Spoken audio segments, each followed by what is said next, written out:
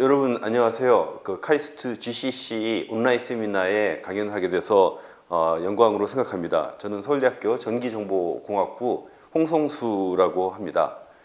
오늘 이 강의를 들을 많은 분들이 미래 자동차에 대해서 관심이 많은 분들이기 때문에 미래 자동차에 관련된 말씀을 좀 드리려고 합니다. 아주 그 깊은 어떤 기술을 논하기보다는 그 시간이 충분치 않기 때문에 어떤 기술의 전체적인 동향과 그 상호작용, 그런 역동성에 대해서들 얘기를 하려고 합니다. 제가 오늘 말씀드릴 그 키의 내용은 미래의 자동차는 소프트웨어 센트릭 비어클이 될 것이다 라는 그런 내용이 되겠습니다. 그러면 왜 그런 말씀을 드리고자 하는지 배경 설명을 하도록 하겠습니다. 여러분들도 이미 너무 잘 아실 텐데 미래 자동차의 모습을 인류는 여태까지 많이 그려왔습니다. 그런데 최근 들어서 특히 이 코로나 팬데믹의 영향을 받고 미래 자동차의 모습이 자율주행형 전기 자동차가 될 것이다. 다시 말해서 친환경성, 그다음에 자율성이 될 것이다 라고 하는 컨센서스가 빨리 이루어지고 있습니다. 국내의 현대 자동차에서는 이와 같은 추세를 메카라고 부르고 있습니다. 이 메카가 뭐의 약자냐면 모빌리티 서비스, 그다음에 일렉트리피케이션, 그다음에 커넥티비티, 오토메이션이 되겠습니다. 그래서 미래 자동차를 규정하는 네 가지 중요한 키워드라고 할 수 있습니다. 이와 유사한 이야기는 많이 있습니다. 그 중에 또 기억나는 것이 다임러 벤츠의 케이스라는 것이 있죠. 커넥티비티, 오토메이션, 그리고 shared service and electrification.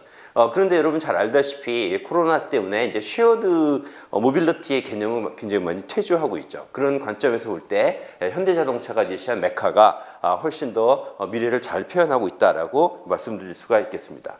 이 메카의 가장 큰 핵심적인 특징은 뭐냐면 미래의 차량은 결국 지능형 자동차가 될 것이다 라는 걸로 요약할 수가 있습니다.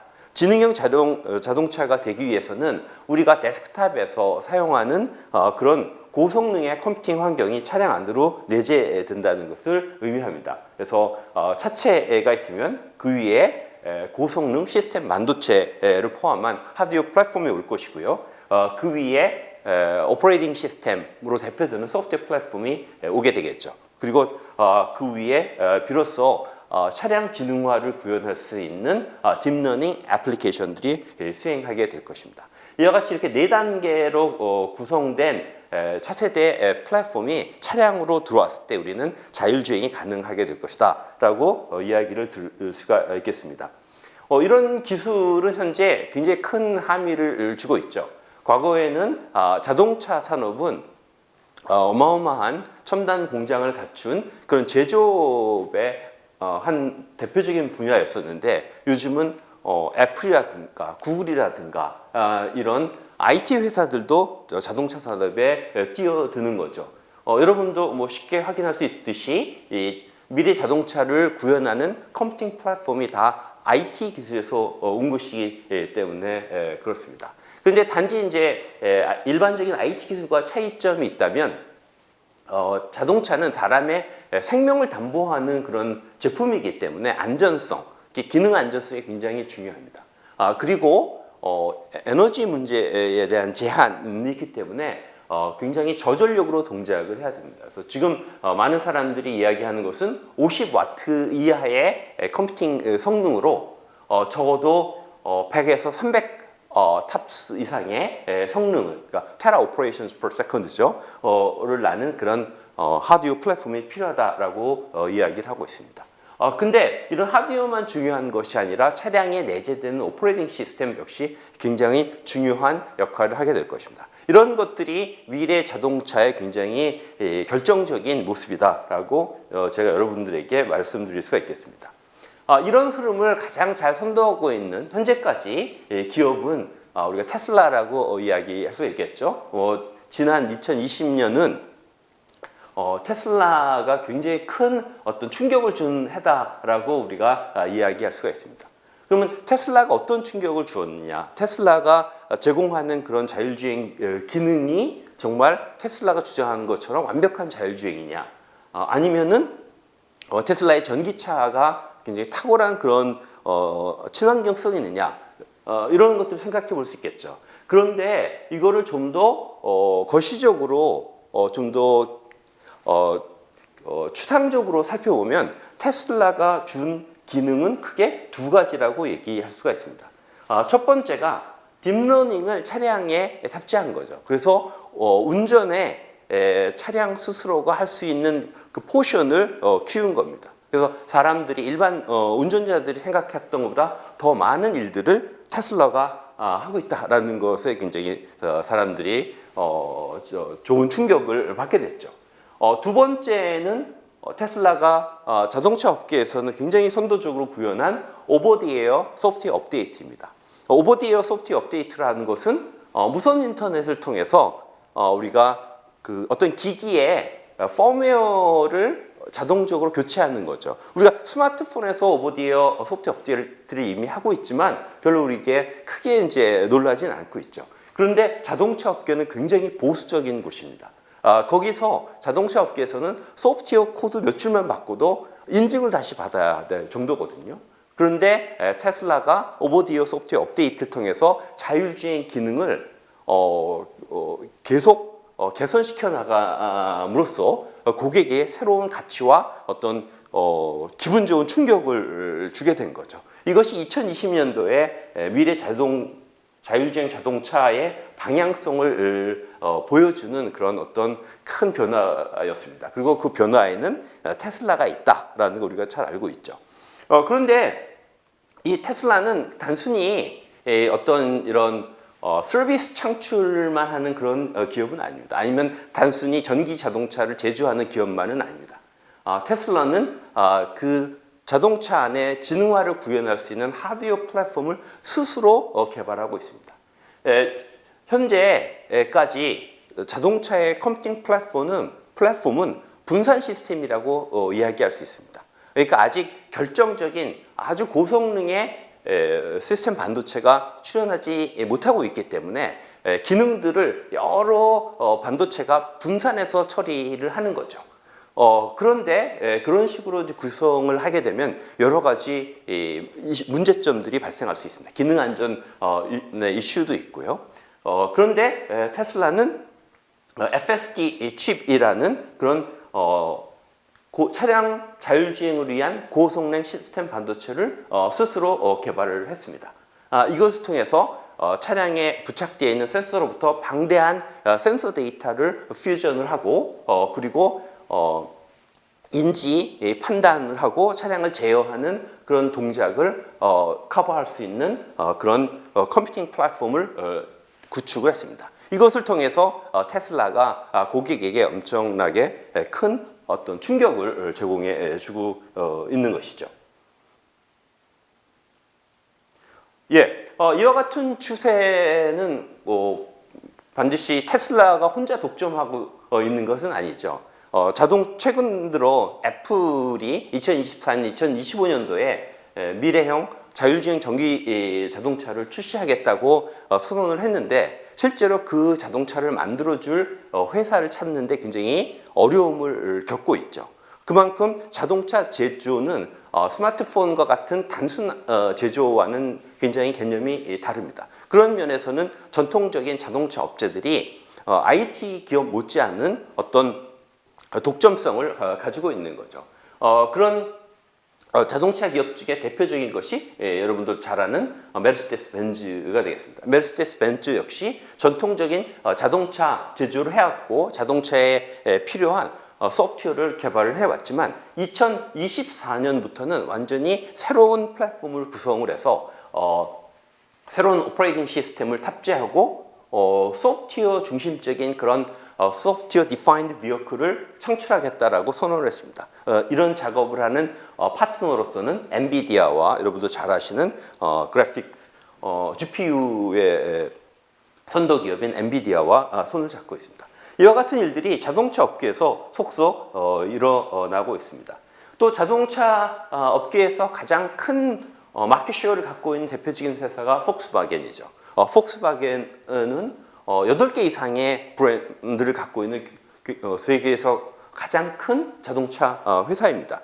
그러니 내부적으로 생산되는 모델과 그리고 어떤 차량의 기술들이 굉장히 다양하겠죠. 그런데 이렇게 다이버시파이된 그런 부품들 그리고 기술들을 가지고 테슬라와 또는 메르세데스 벤츠가 추구하는 그 플랫폼화된 미래차에 따라갈 수가 없는 거죠. 그래서 폭스바겐 역시 이제는 자동차에서 소프트웨어가 가장 중요하다라는 모토를 표방하기 시작했습니다. 그래서 소프트웨어 퍼스트 스트래티지를 창출하고자 합니다. 그래서 카다 소프트웨어라고 하는 자동차 소프트웨어를 전담하는 회사를 만들었고요. 이 카다 소프트웨어에서 폭스바겐에서 만들어지는 모든 자동차를 위한 하드웨어 소프트웨어 표준 플랫폼을 구축하는 일들을 지금 추진하고 있습니다.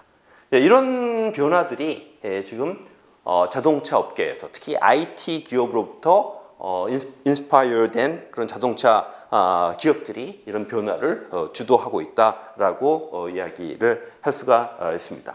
근데 이와 같은 변화는 단순히 새로운 기술이 도입되는 것이 아니라 기존에 존재하는 자동차 산업 자체를 흔드는 굉장히 커다란 어떻게 보면 파괴적인 변화를 초래합니다. 특히 자동차에 여러 기업들이 부품을 생산해서 조달하고 있는 서플라이 체인상에서 가장 큰 어떤 변화를 만들게 됩니다. 이 변화에 적응하지 못한다면 자동차의 산업에 속하는 다양한 기업들이 이제 미래 생존을 보장할 수 없는 거죠.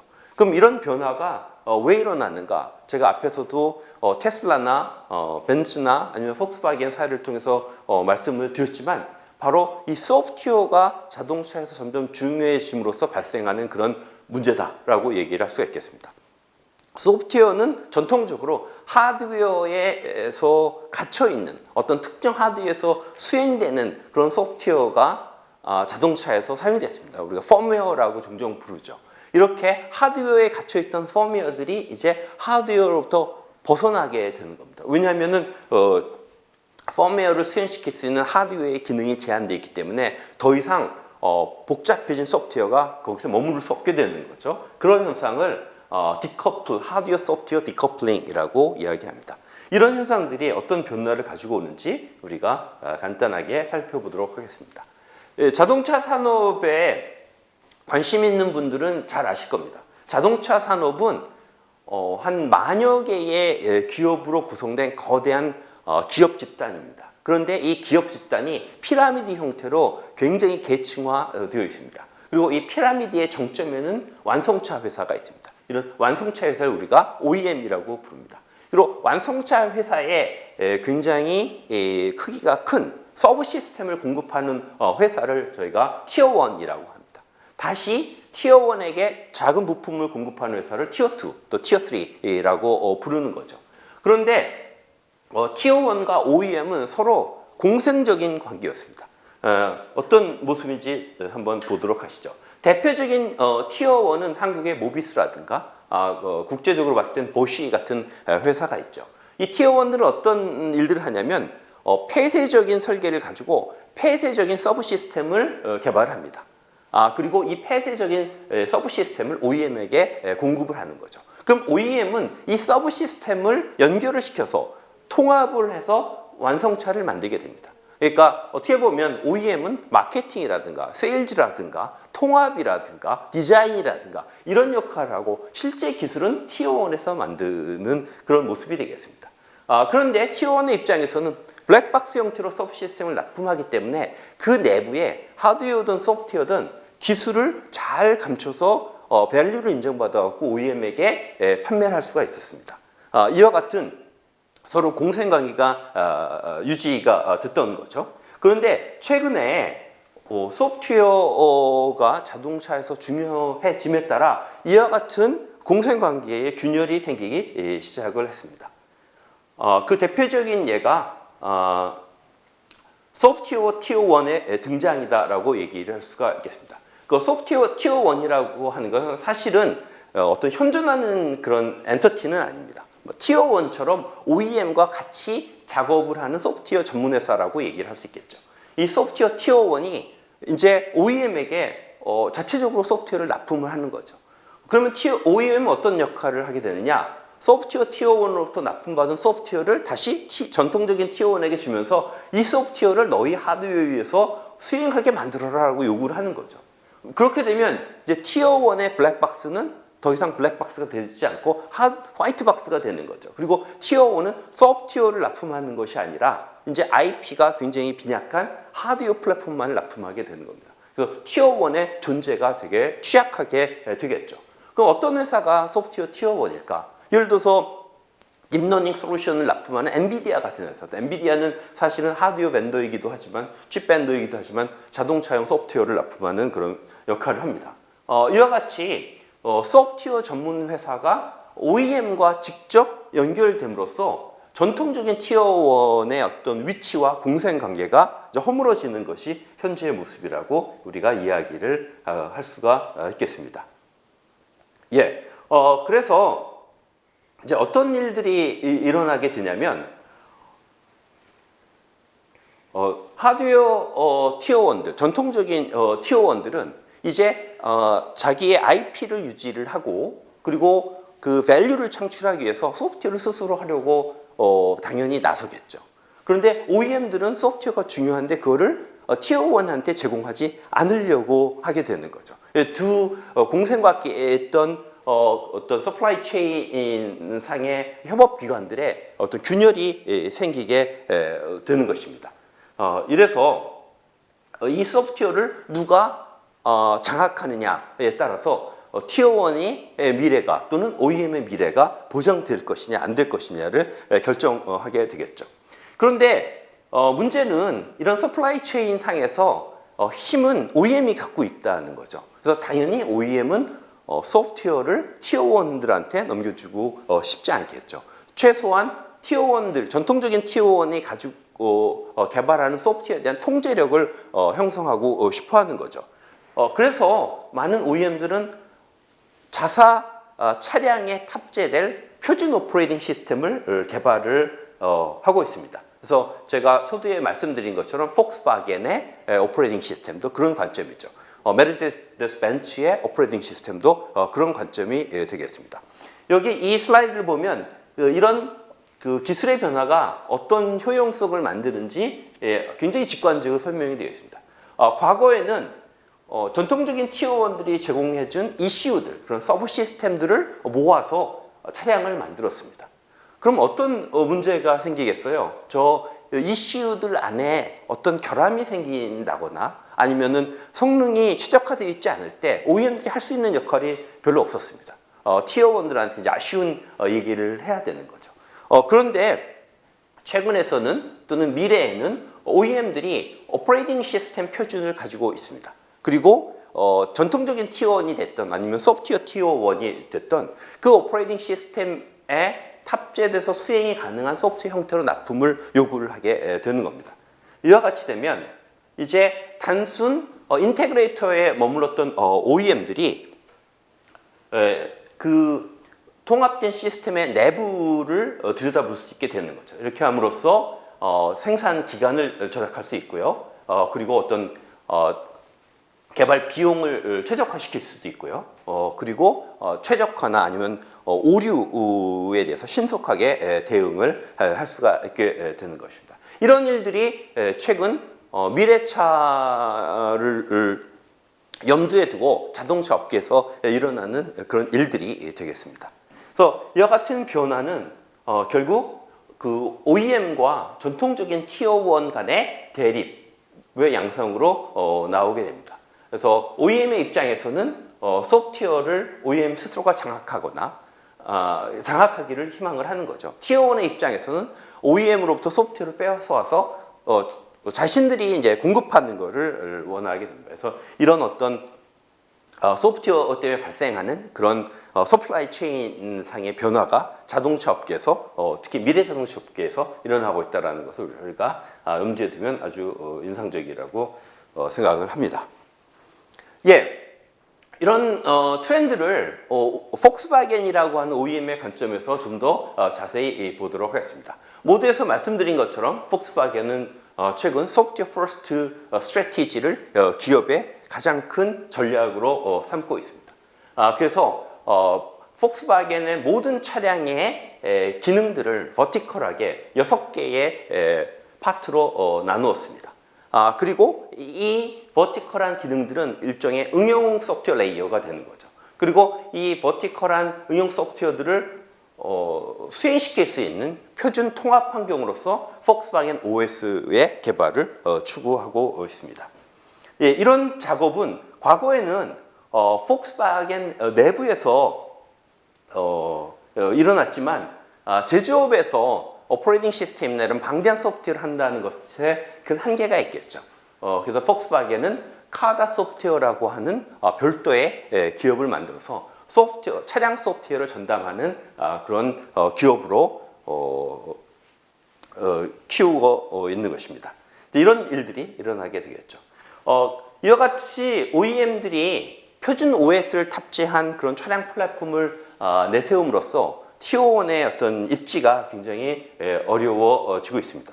그래서 티어1의 입장에서는 이런 OEM들의 다양한 오퍼레이팅 시스템에 적응할 수 있는 그런 다양한 어떤 소프트웨어 기술을 확보해야 된다는 그런 어려움을 가지고 있습니다. 특히 미래 전기차 시장에서, 미래 자율주행형 전기차 시장에서 어떤 오퍼레이팅 시스템이 부상을 할 것인가, 이거에 대한 어떤 관찰을 계속 지속을 해야지 되겠죠. 스마트폰에 보면 여러분 잘 알다시피 애플의 iOS와 그리고 구글의 안드로이드가 중요한 오퍼레이팅 시스템의 표준이 되어가고 있죠. 자동차, 특히 미래 자동차 시장에서 오퍼레이팅 시스템이 어떤 모습을 갖게 될지 그거에 따라서 티어1과 OEM의 미래 전략이 바뀌어 나갈 거라고 생각을 합니다.